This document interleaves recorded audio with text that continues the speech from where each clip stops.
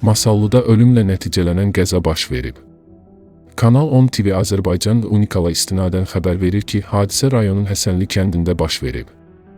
Belə ki, 1990-cı il təvəllüdlü Fərmudə Hüseynova idarə etdiyi Nissan Sunny Minik markalı avtomobillə hərəkətdə olarkən anidən idarə etməni itirib və maşın aşıb. Nəticədə sürücü Fərmudə Hüseynova, avtomobildə olan sərnişinlər 1975-ci il təvəllüdlü Gülşən İsmailova, 1985-ci il təvəllüdlü Nuriyə Nuriyeva və 1961-ci il təvəllüdlü Sevdə Vəlişova müxtəlif dərəcəli bədən xəsarətləri ilə Masallı rayon mərkəzi xəstəxanasına aparılıb. Həkimlərin səyinə baxmayaraq Sevdə Vəlişova aldığı xəsarətlərdən rayon mərkəzi xəstəxanasında ölüb. Faktla bağlı cinayət işi başlanılıb.